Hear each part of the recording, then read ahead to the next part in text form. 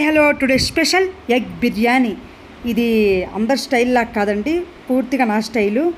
ఎక్కడ ఎటువంటి దమ్ లేకుండా నీట్గా పొగలు కక్కుతూ ఉంది చూడండి biryani. Let's see how to prepare. ముందుగా అయితే నేను దీన్ని కుండల్లోనే చేస్తున్నాను బిర్యానీని.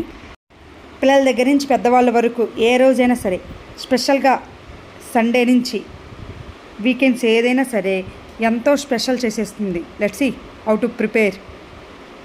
ఎప్పుడు చేసినా సరే ఎంతో స్పెషల్గా ఉండేటట్లు ఉంటుంది.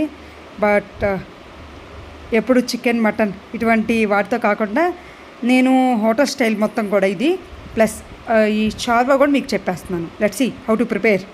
ముందుగా అయితే ఒక మందటి మట్టి కుండ తీసేసుకున్నానండి. నేను మట్టి పాత్రలోనే చేసేసుకున్నాను.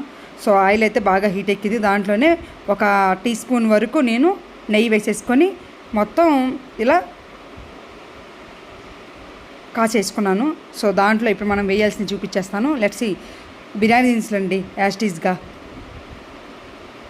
బిర్యానీ దినుసులు మీకు తెలుసు కదా. షాజీరా, దాల్చిన చెక్క, ఒక 2 యాలకులు, 2 లవంగాలు, ఒక బిర్యానీ ఆకు, కరివేపాకు ప్లస్ ఒక 5 నుంచి 7 అంటే కలిసి ఉన్నాయి. నేను వాటిని విడగొట్టాను, జీడిపప్పులు అనమాట.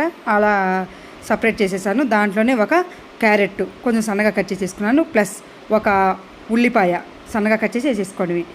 ఒక 4 నుంచి 5 వరకు మిర్చీస్ అండ్ ఆల్సో ఒక చిన్న పొటాటో, బంగాళదుంప అలా సన్నగా కట్ చేసేసుకొని మొత్తం కూడా ఇలా జస్ట్ లైట్గా వేగనిస్తే సరిపోతుంది.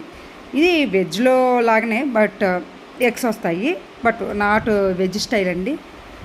ఇది ఉండడం వల్ల కొంచెం కలర్ఫుల్గాను ఉంటుంది. ప్లస్ అన్నీ విటమిన్స్, ప్రోటీన్స్ కరెక్ట్గా అందుతాయని ఈ ఉద్దేశంతో వేసేసాను. ఎస్, ఆల్మోస్ట్ మొత్తం కూడా వేగిపోయాయి. మనకి నెయ్యిలో వేగడం వల్ల కొంచెం రుచి కూడా చాలా బాగుంటుంది. ఇదే టైంలో మనం చక్కగా మనకు కావాల్సిన అవన్నీ సెట్ చేసేసుకున్నాం కాబట్టి ఇప్పుడు చూపిస్తాను. సో టమోటాలు కొంచెం చిన్న టమోటానే తీసుకున్నాను. జస్ట్ దాని తొక్క విడిపోయి వేగితే సరిపోతుంది. అదే టైంలో మనం కొంచెం పుదీనా రెబ్బలు కూడా ఒక చిన్న కట్ట అంటే 4-5 రెమ్మల వరకు తీసేసుకున్నానండి. అన్నిటిని వేసేసి కొంచెం లైట్గా దోరగా వేగే వరకు నీట్గా వేగిపోవాలి. ఇదే స్టేజ్లో మనం కొంచెం అల్లం వెల్లుల్లి పేస్ట్ వేసుకుంటే కరెక్ట్గా ఉంటుంది. అంటే వేగడానికి టైం పడుతుంది, బట్ ఫాస్ట్గా వేసేస్తే కష్టం. ఈ మట్టి కుండ చాలా థిక్గా ఉండడం వల్ల నీట్గా వేగడానికి కొంచెం టైం పడుతుంది. మందపాటిది ఉంటేనే బెటర్ ఎప్పుడైనా బిర్యానీ చేసేటప్పుడు. ఎస్, ఇదే స్టేజ్లో మనం సరిపడు సాల్ట్ వేసేద్దాం. సో సాల్ట్ ఇక్కడ అడ్జస్ట్ చేసేసుకుంటే బెటర్, లేదా మళ్ళీ తర్వాత వాటర్ వేసినప్పుడు చెక్ చేసుకోవచ్చు, నో ప్రాబ్లం. టమోటాలు కొంచెం బాగా వేగాలి అనుకుంటే మాత్రం ఈ స్టేజ్లోనే మనం సాల్ట్ వేసేసుకోవాలి. ఎస్, ఆల్మోస్ట్ నాకు అన్నీ వేగిపోయాయి, ఇంకెటువంటి ప్రాబ్లం లేదు. నేను పక్కన స్టవ్ మీద ఎగ్స్ అనేవి విడిగా ఉడకపెట్టేసుకుంటున్నాను. ఎస్, ఆల్మోస్ట్ నాకు అన్నీ ఉడికిపోయాయి. ఇలా తొక్క కూడా తీసేసుకొని ఘాట్లు కూడా పెట్టేసుకున్నాను. ఇప్పుడు మనం గరం మసాలా 1 టీ స్పూన్ అయితే సరిపోతుంది. ఎంత తక్కువైతే అంత బెటర్, ఎందుకంటే ఎండాకాలం తినటం కరెక్ట్ కాదు. ఎస్, బిర్యానీ మసాలా కూడా 1 టీ స్పూన్ వేసేసుకుంటున్నాను. ఆల్మోస్ట్ అన్నీ వేసేసాం కాబట్టి ఇప్పుడు ఎగ్స్ ఉన్నాయి కదండి, అవి వేసేసుకుందాం. ఎగ్స్ ఈ స్టేజ్లో వేసుకోవడం వల్ల ఈ మసాలా అన్నీ కూడా వాటికి కరెక్ట్గా పడుతుంది. అంటే యాక్చువల్గా దమ్ బిర్యానీకి ఏం చేస్తారు అంటే ఈ పెరుగు గిరుగు అన్నీ వేస్తారు, అవి ఏవి కాకుండా ఇలా అనమాట. ఇవి ముందుగా అయితే ఉప్పు, కారం, పసుపులో వేయించుకుంటారు. బట్ ఆయిల్ అంతా బాగా బ్రౌనీగా అయిపోయిన తర్వాత అంత టేస్ట్ అనిపించదు. సో అది కూడా నేను మీకు చేస్తాను దమ్ స్టైలు. సో అది కావాలనుకున్న వాళ్ళు కమెంట్ చేయండి. ఎస్, ఎగ్స్ అన్నిటికి కూడా బాగా మసాలా అంతా కూడా పట్టేసింది. ఇదే స్టేజ్లో కొన్ని వాటర్ పోసేసుకుందాం. నేనైతే 2 గిద్దలు రైస్ పెడుతున్నాను, అంటే 3కి సరిపడు రైస్ పెట్టేస్తున్నానండి. ఎస్, చూసారు కదా, రైస్ అంతా కరెక్ట్గా వేసేసాను. యాక్చువల్గా నేను బిర్యానీ రైస్ వాడుతున్నాను. నార్మల్ రైస్ వాడుకున్నట్లయితే కనుక 1కి 1.5 పోసుకుంటాం గ్లాస్కి. సో అదే బాస్మతి రైస్ అయితే ప్రెషర్ కుక్కర్లో అయితే కొంచెం తక్కువ పెట్టుకోవాలి. ఇలా మట్టి పాత్రలో అయితే కొంచెం ఎక్కువే పడతాయి. సో 1కి నేను 2 తీసుకుంటున్నాను. ఎస్, ఎసరు మొత్తం కాగిపోయింది. ఇప్పుడు చూద్దాం. ఈ ఎసరులో నీట్గా ఇలా ఎగ్స్ అన్నీ కూడా వేగడం వల్ల అదే బాగా ఇంకేమన్నా సరే లోపల పచ్చి ఉన్నా సరే నీట్గా హాఫ్ బాయిల్ అయ్యి ఉంటే కనుక నీట్గా ఉడికిపోతుంది. సో ఆ 30 మినిట్స్ ముందుగానే బాస్మతి రైస్ని కడిగేసి నానబెట్టేసుకున్నాను. వాటిని ఇప్పుడు మనం ఆ ఎసట్లో వేసేసుకుందాం. నిమజ్జనం చేసేయాల్సిందే రైస్ని. ఎస్, యాక్చువల్గా చాలామంది వాటర్ అంతా వంపేసి వేయరు. ఆ వాటర్ మళ్ళీ ఎక్కువ పడుతూ ఉంటాయి. వాటర్ ముందే వంపేసుకొని బియ్యం వేయడం వల్ల మళ్ళీ ఎసరు ఎక్కువ అవ్వదు. ఎస్, మొత్తం వేసేసాం కదా, మొత్తం రైస్ అంతా కూడా దాంట్లో ఉన్న నెయ్యి ఆయిల్ మొత్తం కూడా బియ్యానికి పట్టే విధంగా కలుపుకోవాలి. ఆయిల్ తక్కువ వేసినా లేదా సరిగా కలబెట్టపోయినా సరే ఒక మెతుక్కి అతుక్కుపోతుంది ఎప్పుడైనా అంతే.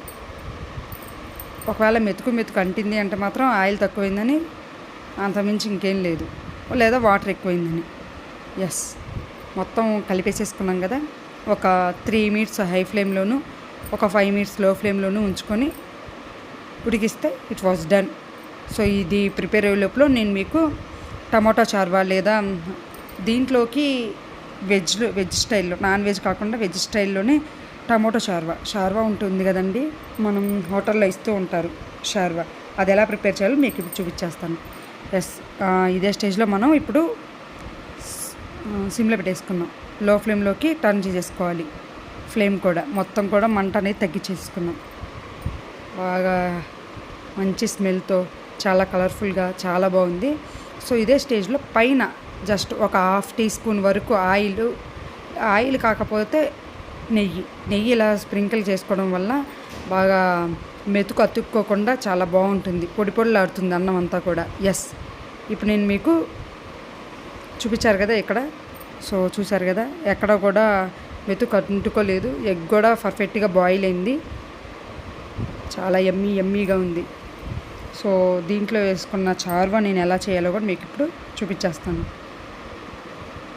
ఒక స్పెషల్ అకేషన్ కానీ లేకపోతే సండేని ఎంతో బ్యూటిఫుల్గా ఎంజాయ్ చేయాలనుకుంటే మాత్రం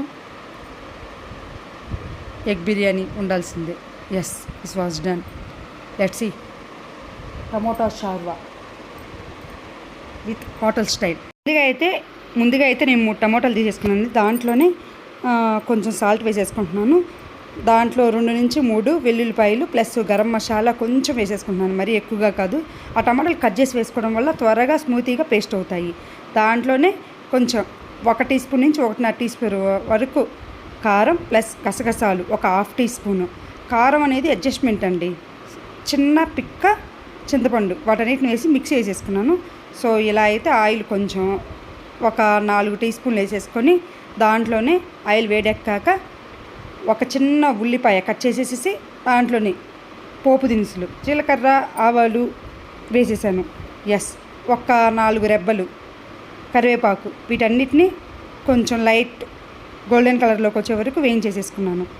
ఎస్, ఇవి వేగడానికి కొంచెం టైం పడుతుంది, బట్ వేగాలి. పచ్చివాసన పోయే వరకు వేగితే బాగుంటుంది. ఇదే స్టేజ్లో లైట్గా కొంచెం అల్లం వెల్లుల్లి పేస్ట్, ఈ అల్లం వెల్లుల్లి పేస్ట్ కొంచెం చిటపట అనే వరకు వేయించేసుకోవాలి. మొత్తం కూడా ఈజీగా పేస్ట్ అయిపోయింది.